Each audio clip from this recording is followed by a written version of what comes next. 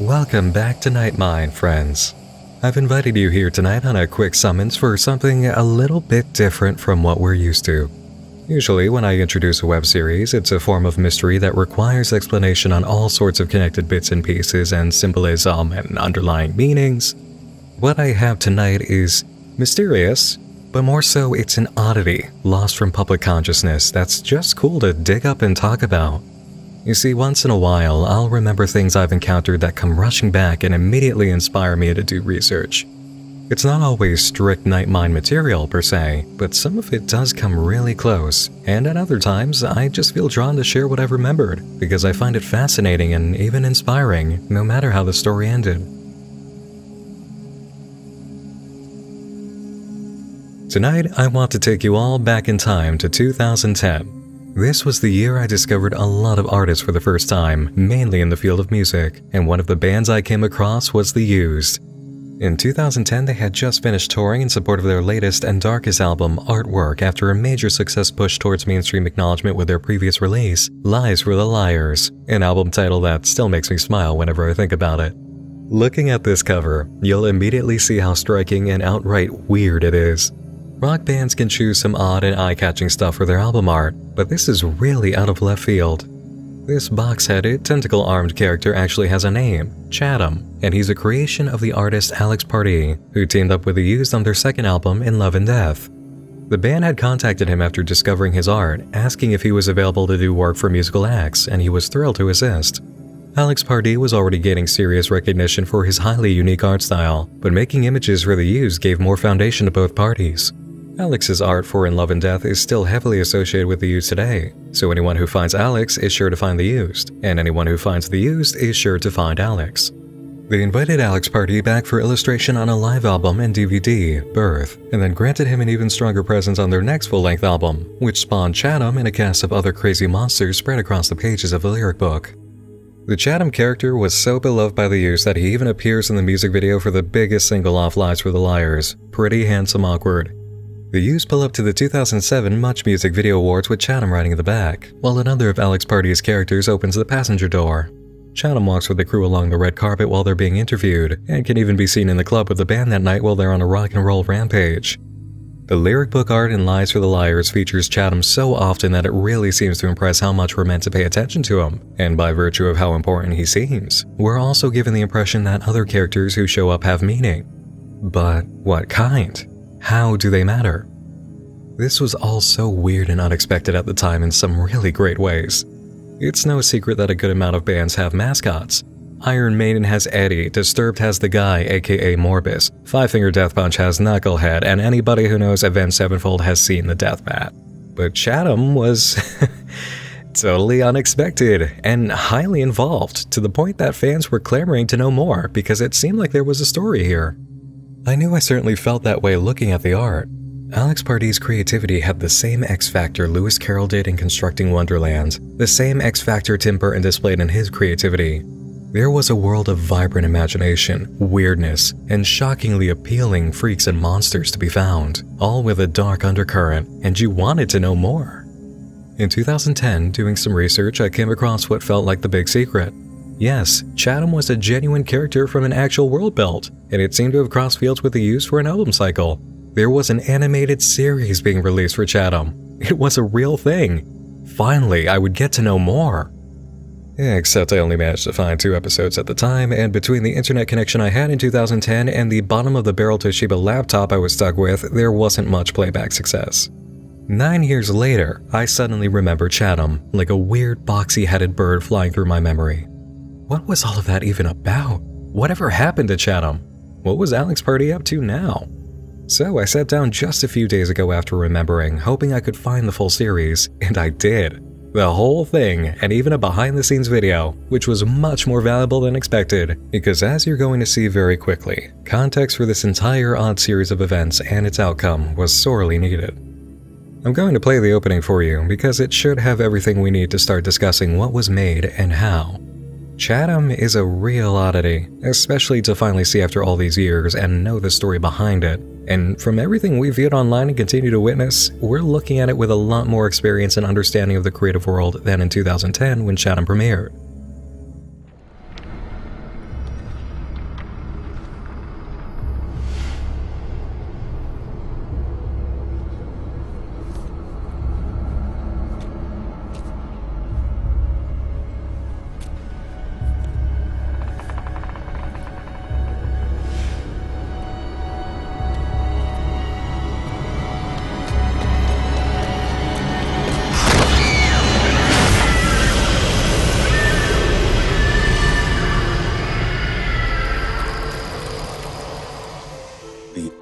famed metropolis of Vulture was a vibrant city built from the ground up by undeniably imaginative architects and craftsmen.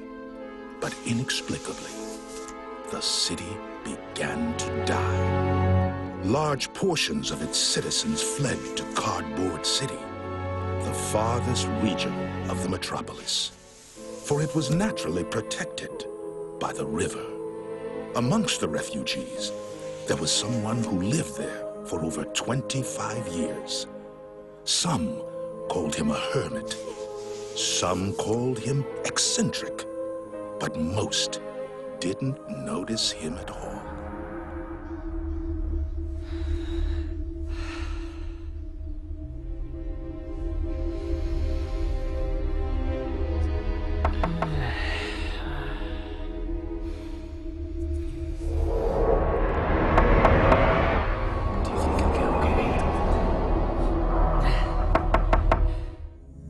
The opening segment launches with the criteria for an immediately good first impression, but then fails to stick the landing, with those stock female screams adding some last-second injury. This environment is awesome, providing a dark, gloomy, and intriguing atmosphere. The lighting is perfect, the details are perfect. It's all just dirty and dark enough to really excite you and come off with that movie theater feeling when the film's first few seconds begin. But then the door opens and the first blue-headed character steps out, beckoning his partner, another blue-headed monster, and the illusion breaks. The camera starts to shake, the animation movements aren't the best, and the jumping between shots doesn't really hold the tension quite right for the situation. We get the title screen with that very overused stock effect screaming, and roll to an illustrated breakdown of the world, crafted by Pardee, full of color and detail. Then we jump back into the 3D graphics environment. Compare everything we've seen already with Alex's illustration and you may catch the same feelings I did. No matter how tense that intro was supposed to be and how shocked or frightened the characters, 3D doesn't seem nearly as emotive and captivating as Alex's work. In the 3D design, we get what does seem like a shocked face, but it doesn't quite capture the emotion, atmosphere, and movement of the illustration, all of those details and colors. We can detect 3 emotions in the drawing. Fear, certainly, but also sadness and some disgust. There are so many wrinkles in this character's face, head, and clothes, showing so much more life than we have in the CG. And I have to bring this all up so early because of everything that comes next. Please bear in mind everything you've seen so far of Pardee's artwork as we go forward with what you're about to witness.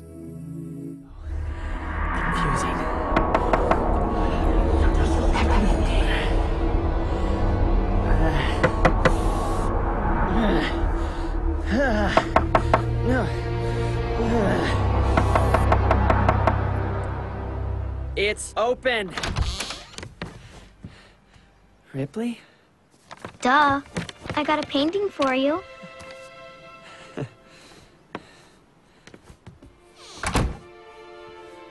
Sandy? So here we have Chadam, our main character, the titular character, the whole reason any of us came to watch this at all from 2010 to now. And yes, he is a boxhead, but look at the work that Pardee put into Chadam's expressive design versus what we've got here.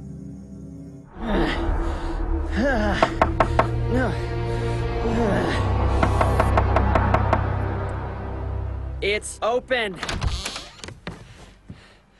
Ripley? Duh. I got a painting for you.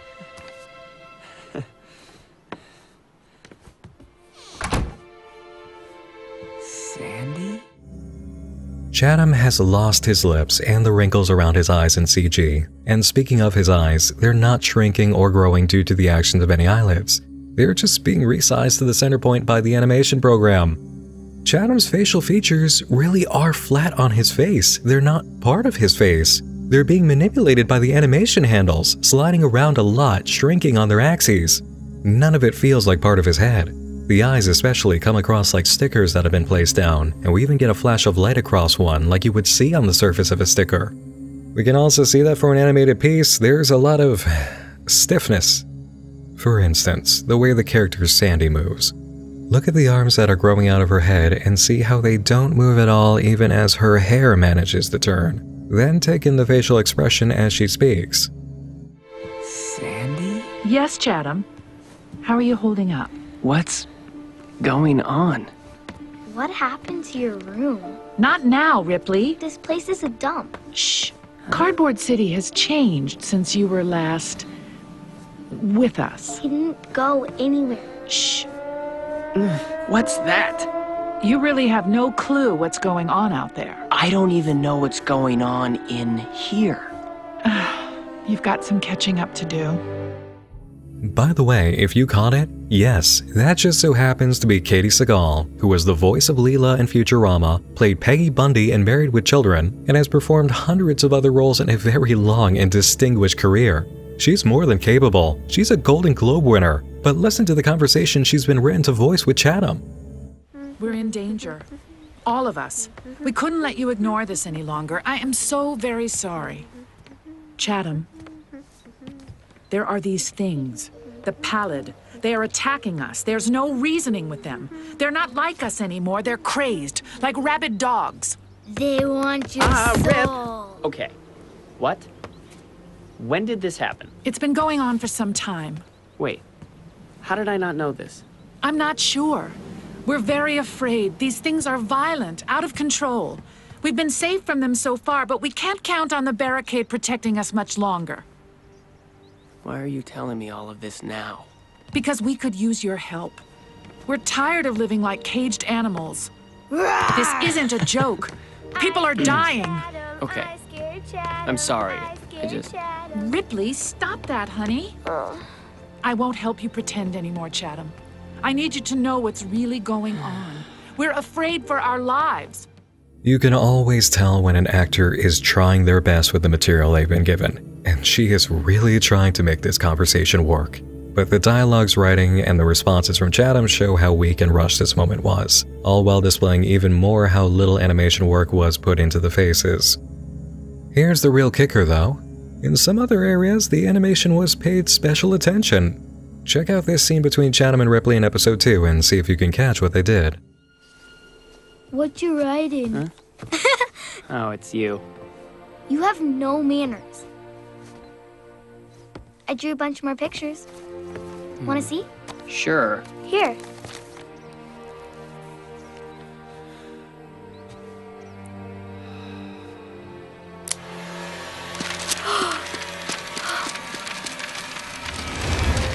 Cool!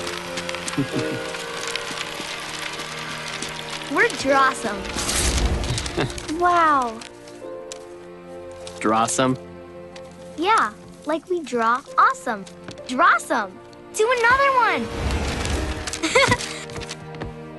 I need to get back to my journal. But don't you like my drawings? Yeah. They're pretty good for a 6-year-old. But I'm 8. I know. Aspects of this scene are great, and they're very subtle.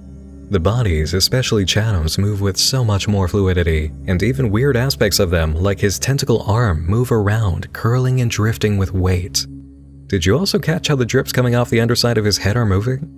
And look at his hands as he uses the pen, the folds of his shirt as his arm moves. It's all working and feels much better than the faces. So, just what is Chadam about anyway? We know the environment looks pretty decent. The facial animations are painfully lacking, the animation focus went into odd extra details, and writing for dialogue isn't that hot, as well as some line delivery and characterization, unfortunately. Okay. What? When did this happen? Why are you telling me all of this now? But what's really going on story-wise? This is where we get to give a compliment to the intro. In watching a pair of monsters, we see them with human eyes, as one is attacked by a creature in the dark. Immediately, we're humanizing what we would initially see as freaks, and that sets a tone.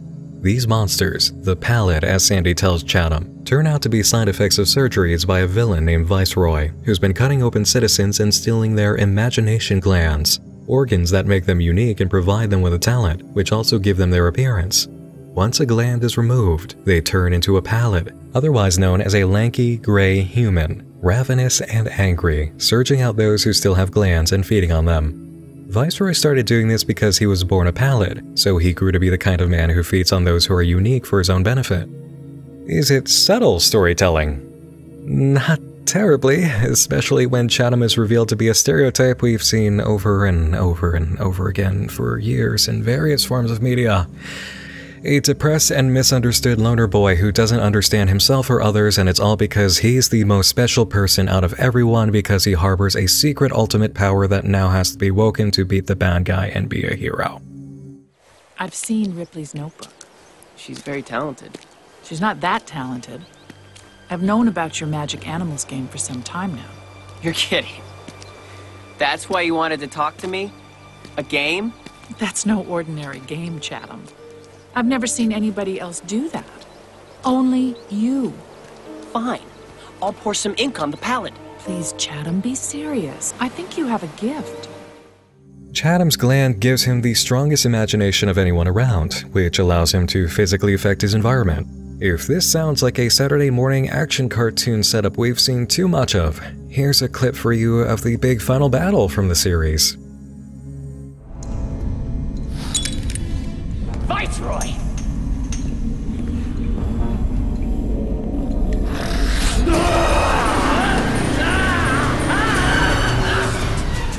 Let her go!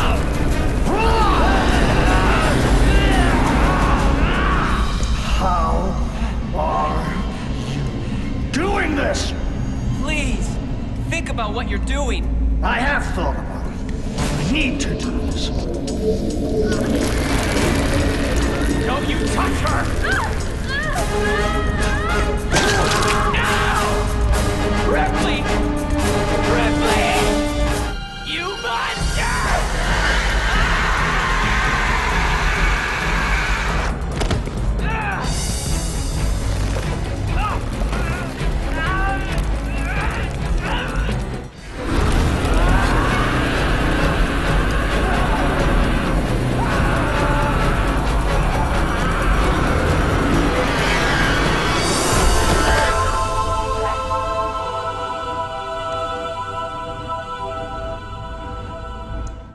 Now, after seeing all of that, let's visit some moments in the series that were illustrated rather than made in CG.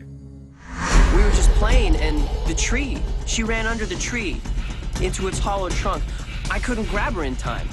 It was the tree. Its roots grabbed her and pulled her up. I was going to hand her back to me, but it just crushed her. By this time, it had become evident that my physical appearance, the hue of my skin, the shape of my skull, was what made me so peculiar. I needed to know why I was so different. This soon became the focus of my research. It began with simple curiosity. I discovered something in all of the bodies I studied. A small, soft, odd-shaped organ. An undocumented gland. Though found in every specimen, the gland was rarely in the same location. Curiosity got the better of me. In the boxer, it was in his fist. In the architect, it was housed in her spine. Based on my limited research, I theorized this gland had a direct correlation to the talent I observed in each specimen. It was all speculation. To be certain, I needed to expand my research. I needed a live specimen. I abducted a sculptor, but I did not kill him. I opened up his palm and extracted the gland. It was glowing. But upon removal, the subject changed, growing pallid. He looked like me, and I looked like him. This discovery inflamed my research. Take all of that illustration work, which they definitely did not shy away from, and stack it next to the animation work even in the moments it was supposed to lift the most weight, and you'll find it's not even a close fight. Every single time, the illustration wins, displaying a world that works a lot better in expression, atmosphere, detail, and conveyance than the 3D approach. In this one segment alone, we actually have visible emotions from Chadam, and his eyes aren't locked into a scale-up, scale-down movement. Here's what's going to really shock you though. There's a piece from the opening segment that reveals who backed this project, and you are not going to believe it. Warner Brothers. Animation gods and champions of traditional work, Warner Brothers. We fought everyone tooth and nail on the animated mainstream production front, Warner Brothers, whose only true competitor throughout time is the mouse. And when it came to adapting Alex Pardee's art for a Chadam project, they chose to go with 3D. So what even happened here? How did this get made, and where did it even go?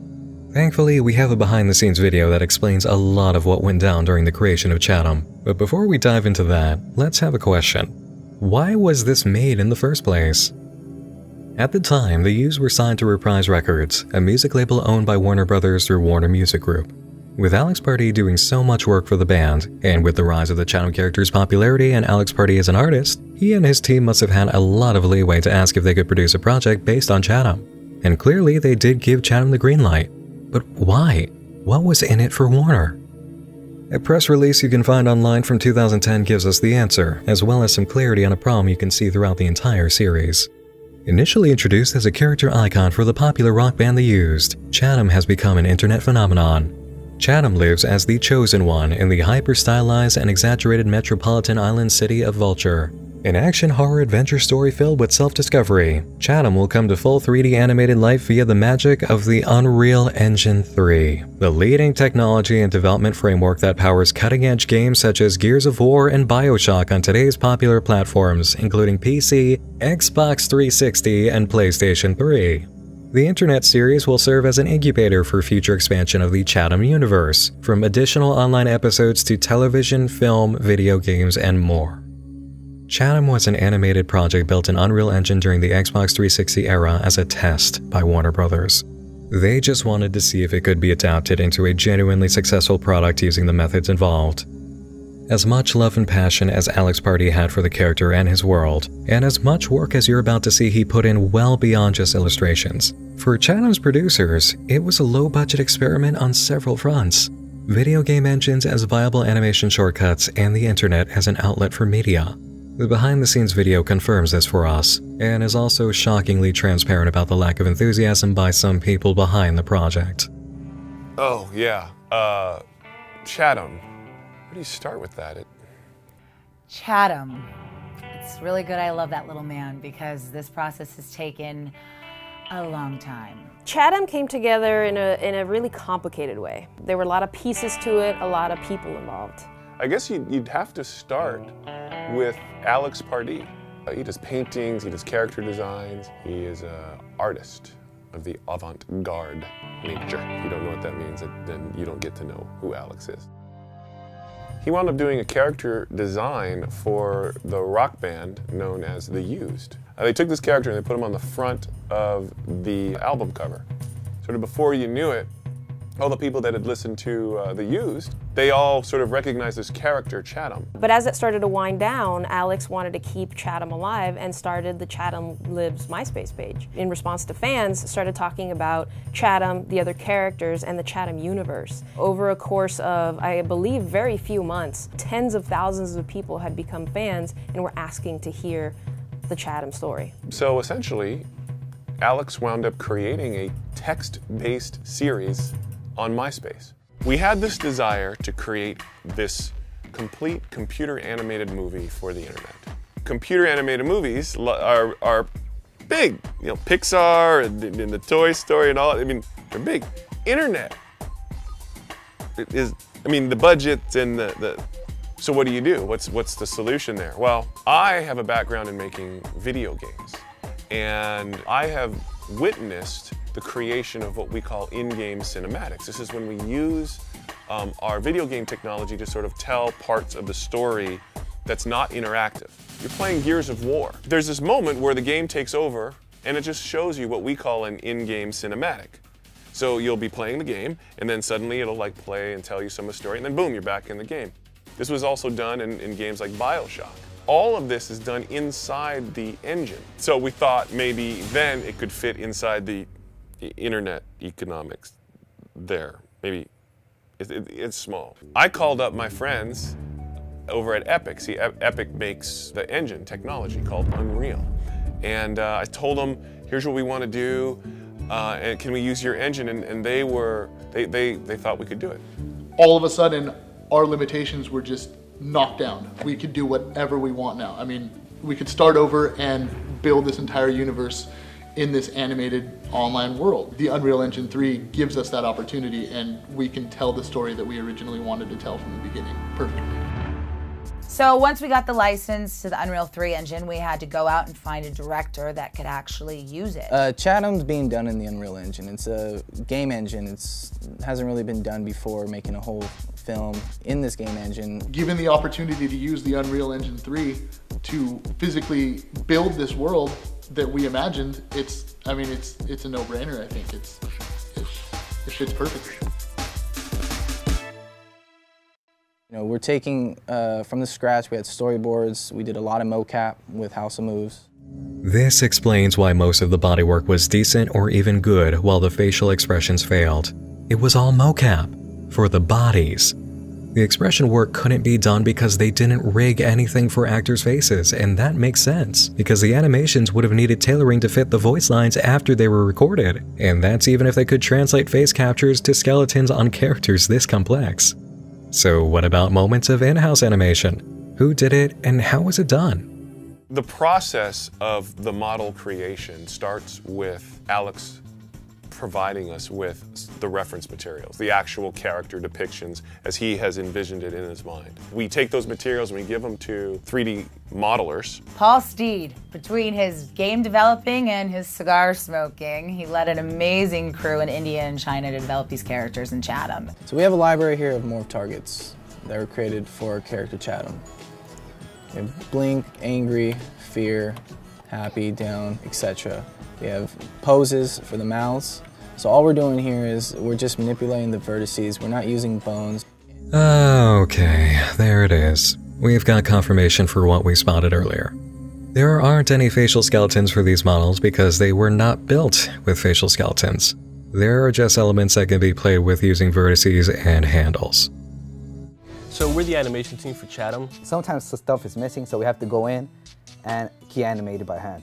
Viceroy was really a pain in the butt because though we had the motion capture for him, we had a lot of stuff that needed to be done, like fingers and cloth really, really sucked. All right, see the way the coat flaps, kind of giving it a good physics. The way it hits the ground and it kind of conforms to the ground, that's the stuff that we added in there. After bringing in the motion capture, then we have to animate it in 3D Max. What we do is select the bones, like for example the tentacle, we could actually animate it. As you'll see right here on Chadam's head, he has drips that you can't get from the motion capture that we got. We didn't get those drips, so we had to go in there and hand animate them.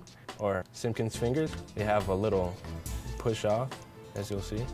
Sometimes it's mixed together. The run could be all motion capture, and this little hiding section, that's all key animated. And that's how we kind of animate on top of the motion capture, adding on layers and stuff. And once we finish off one of those sequences, we go ahead and just mark it off on the storyboards. Have you ever done something like this before? No, it's actually my first production just out of school. Oh, well, I guess that also feeds into what was said earlier about the budget. Oh, and we also have this very revealing moment at the end of their voice recording session, which I am very certain was not supposed to be caught on camera. We just spent 2 days recording the voices, and with Mike's wonderful help and everybody else in the cast, high five, we are wrapped on the sound, or the Okay, voices. this is studio time, you're spending whatever. too much money. I'm sorry, studio time. Yeah, studio time. Productions using locations or resources have managers who keep time over the crew because if they go overtime at all, the studio ends up paying for it, and that's money they didn't factor into the budget. Their allotment for this whole project and all of its voice acting work was, apparently, only 2 days, with a very curt and intrusive stop it now and leave moment interrupting Alex's celebration of voiceover completion. On the sound, or the Okay, this voices. is studio or time, you're spending too whatever. much money. I'm Alright. sorry, studio time. Ouch. I think the clip that immediately follows with the producer really caps off the mood that's been hiding under a lot of these interviews. I just pray people turn on their computer screens and watch Chadam. Please, just watch Chadam. Okay, I'm out. I'm out of here. Watching Chadam as a whole series, knowing all the artwork during the Lies for the Liars album cycle, seeing how enthusiastic the band, the fans, and Alex Pardee were about the whole concept and characters, knowing they got people to voice act like Katie Seagal. This is painful to witness. They outsourced work for the character models, put the animation through a game engine, botched all the facial expressions which Alex's traditional work is excellent at portraying, ran on what was clearly a very tight schedule and tight budget, and the whole thing was released online in just 2 batches. I have another press release from WB that states episodes 1 to 5 came out June 15, 2010, and episodes 6 to 10 were released on June 22nd. And there's really no life for Chadam beyond this small animated series. You can buy episodes on iTunes, but the whole span of work has been up on YouTube without challenge since 2010. This experiment was barely turned over as a product to try making back some of the budget, which is shocking to see from any company. You think they at least would have tried some sort of DVD release or limited edition DVD release, something, but this was left to die. I've looked for the lore pages written by Alex online, and I did find that MySpace page, which is a very odd thing to say in 2019, but it doesn't have anything beyond images, so I can't even read the material and compare it to the animated series. All we really have of Chadam is what we got, and it's such a weird, dissatisfying outcome. After years of revisiting Lives for the Liars and remembering Alex Pardee's art, the Chadam character, and the awesomely weird, oozing atmosphere that mixed freeform cartoon design with barely concealed adult horror, I was really curious and excited to find the series a few days ago. Sitting down and getting to watch it uninterrupted, end to end for the first time, finally seeing the results, I don't know if there's a term for what I went through. The graphics for the world of Chadam were strong, but the character design translations were always a half-and-half case. They were never as good as Alex's work, but it was still endlessly fascinating to see new ones and spot more of Alex's creations somewhat realized in 3D. There was a curiosity factor that persisted despite the bad writing, some bad voice work, and of course the barely existing facial animation. I wanted to see more of the creatures and just, I suppose, see how this all carried on to a conclusion, even if it wasn't a truly enjoyable experience. I stacked all the episodes of Chadam in my video editor end to end after cutting out the intro and credits for episodes 2 through 9, and the total runtime is 42 minutes, 12 seconds. I was thinking about what happened with Chadam after watching and came to the realization that it suffered in a lot of ways most web series don't. The primary way being lack of time, and this shows it. We don't come across any projects in this field that feel rushed, because everything we've seen has been given its allotted time to run and develop the plot comfortably. There's no overhead from a studio saying, you have 40 minutes to tell a story that's meant for a 90-minute movie. But Chadam had to set up, get in, explain a little, wrap up, and break down in just 40 minutes with a small touch of leeway for overtime. And the producers were not fans of overtime. Okay, this is studio time. We're spending too much money. I'm sorry. Studio time. I think given enough time and way more writing polish, Chadam could have been stronger. It would not have saved the graphics, but it would have made the trip easier and an overall better experience. Where I really think they went wrong though, was in the graphics, considering the driving force of the whole project was Alex Pardee and his awesome art. In the behind the scenes, he says this for his original vision of Chadam as an expanded project. When I originally conceived this project, I imagined it as a live action film, as practical effects, big rubber masks, but obviously that had limitations. His idea was for a live action film, or at the very least, practical effects, which is what you would need for this to really nail adaptation of his art. Molded physical elements that show the details Alex puts in. From how many photos were taken of Chadam for Lives for the Liars, you could almost see how it would have panned out, with static masks and appendages on actors who could still speak in live action environments.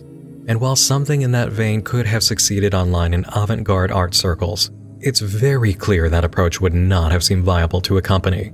I'm guessing that's where Jace Hall stepped in with the push for CG graphics, and he knew the cheapest way to run with it, which robbed the characters of Alex's artistic power and, ultimately, genuine quality in the medium chosen by that medium's own standards.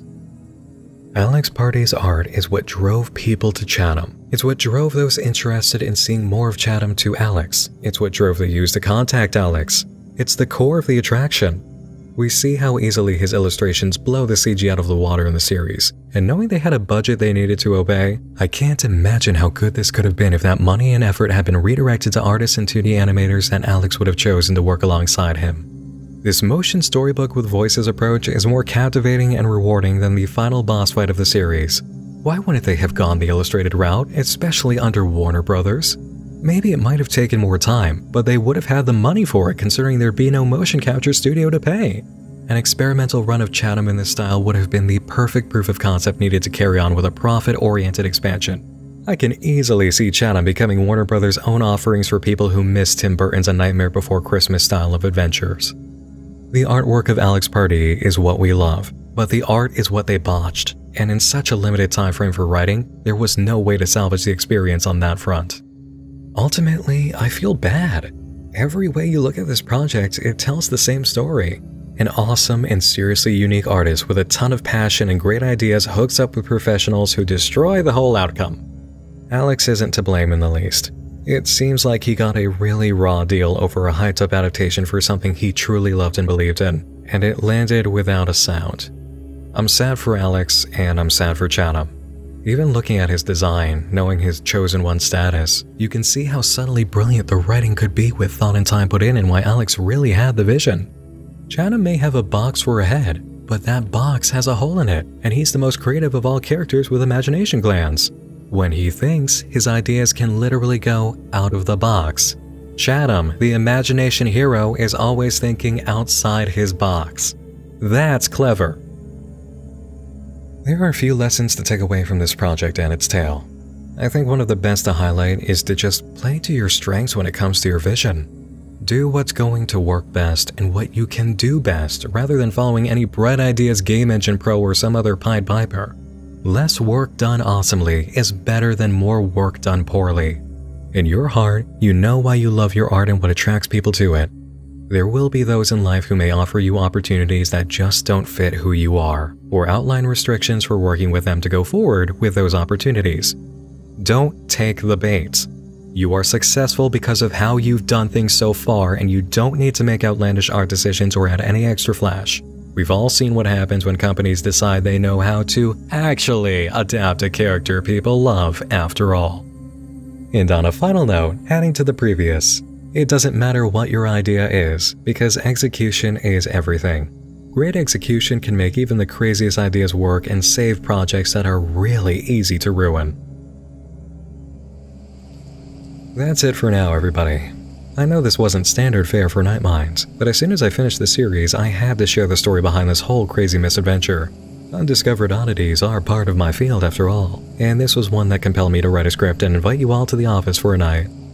Thanks to all of you for coming by, and thanks especially to my supporters on Patreon, who make sure I can keep digging up weird tales and creations. You can see the names of all these excellent monster-positive people at the end of this video. Thanks for joining me in the dark again this evening. Once more, I'm Nick Nocturne, and I'll be seeing you again real soon. Sleep tight.